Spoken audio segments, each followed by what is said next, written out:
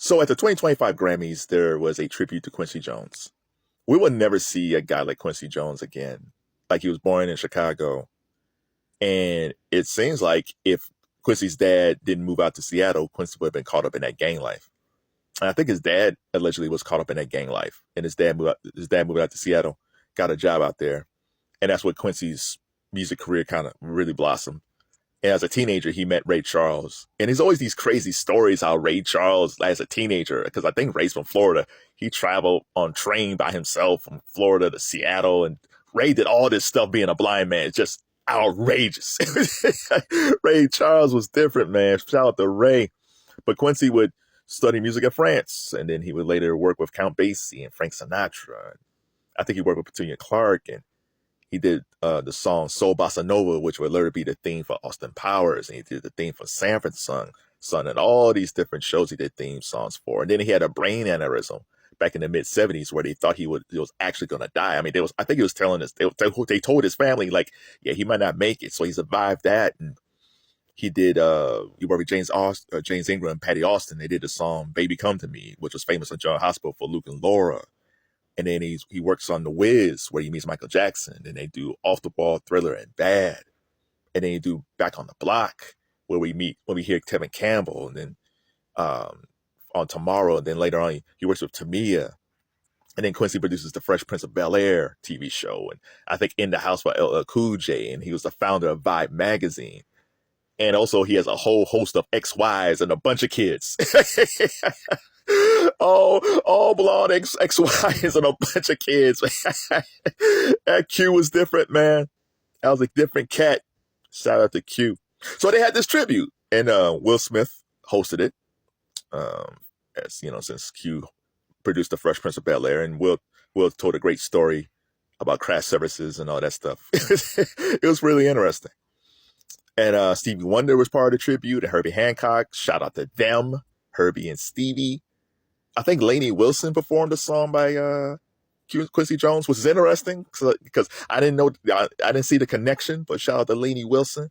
It would have been nice to see Tevin Campbell perform Tomorrow, or hear Tamia perform You Put a Move on Me. It would have been nice if we had artists who actually worked with Quincy Jones, especially in the past 30 years or so, perform. It would have been nice. But, you know, it's the Grammys. Grammys always want to do something special. And then the last performance was Janelle Monáe, and she did Don't Stop Till You Get Enough by Michael Jackson, produced by Quincy Jones. Now, by this picture, you know, she has like the mid-'80s Michael Jackson Victory Tour shades on, and she has the black suit that Mike had on in those videos from Don't Stop Till You Get Enough. It's a great look. Hair. She always looked like Randy Jackson. yeah. Was she doing a tribute to Michael Jackson or Randy Jackson? Her hair was blonde. And then Janelle performed. And she performed. She wasn't terrible, but it wasn't great. There's so many people who could have done that performance justice. And it wasn't her. God bless her heart, but it wasn't her. It's hard for me to believe that Usher Raymond wasn't available. Usher Raymond loves Michael Jackson. Now, I guess unless he had his Vegas residency, or he's on tour, or he just had a conflict, I'm sure if the Grammys came to Usher and say, hey, first of all, Usher, we apologize for not giving you Album of the Year for Confessions. Now that we got that out of the way, back in the day, you know, we know you love Michael Jackson. We know you love Quincy Jones. Could you do a song? Could you do Don't Stop Till You Get Enough? And most likely, Usher probably would say yes, but he probably wouldn't have done Don't Stop Till You Get Enough. He probably would have done either a melody of songs by Quincy and Michael, or he would have done like Lady in My Life or She's Out of My Life. He would have done something really cool. You know, he wouldn't have done this over-the-top stuff that Janelle was doing, but Usher would have been really cool. Okay, fine, Usher wasn't available. Next option should have been Chris Brown. The Grammys and all these award shows, BET, they got to get past blackballing Chris Brown. Her the thing with him and Rihanna was horrible. It was horrible. I don't think anybody could look at those photos of Rihanna and not say what happened between her and him was not great. It was horrible. But that was back in 2009, I think. And she's moved on. She's with A$AP Rocky now. They got kids together. Hell, she's in court to helping out A$AP. Chris Brown's got kids now. Everybody's moved on. Like everybody, it's just like everybody else is holding on to what happened back in 2009, 2010 than they are. You know, I know they both hate it, but they both moved on. And we got to stop blackballing this dude. Like he's still putting out a lot of hits. He should be actually be winning Grammys at this point. So they could have brought him in and done a Michael Jackson performance. Vocally, he's not Michael Jackson. Chris Brown is never going to be Michael Jackson. I don't care what Tank says. But dancing wise, Chris Brown's the best R&B dance performer around today. And he would have done Michael Jackson justice. But okay, fine, you don't want Chris Brown. You're still blackballing Chris Brown, fine. Bruno Mars was there. Him and Lady Gaga was up for Die With a Smile. They won a Grammy for that. And him and Gaga performed California Dreamin', which they based around the LA fires. So that was their tribute to the people, to survivors of the fires. So that was really nice. And they sound so good together. Gaga and Bruno should actually do a duet album. But Bruno was there. And I'm sure if they say, hey, we're doing this tribute to Quincy Jones, could you do a Michael Jackson song or songs? Bruno and his band definitely would have done a whole bunch of Michael Jackson songs, a melody of Michael Jackson songs. And it would have been fantastic. Say what you want about Bruno Mars, but he is the best performer we have today. And he would have been great. Him and his band. Or if it was just him, he would have been fantastic. He would have been a fantastic replacement for Janelle to do Michael Jackson. But fine, you didn't get Bruno. A guy that was there that no one knew was The Weeknd. The Weeknd popped up out of nowhere. He has the new album, Hurry Up Tomorrow, which is also a movie. And he performed a song for the new album. Now, before this, The Weeknd was done with the Grammys. They snubbed him for After Hours for the 2021 Grammys. They did not know.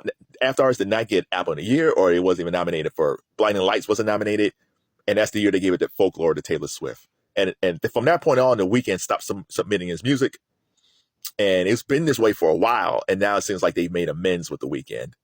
So The Weeknd was there, and I can't remember if Janelle performed before or after The Weeknd. If it was after, I would have gone to The Weeknd's like, listen, buddy, we apologize what we did before. We screwed you over.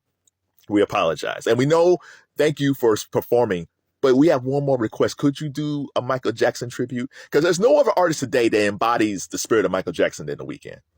Every song, just about every album by The Weeknd has a song that's reminiscent of Michael Jackson.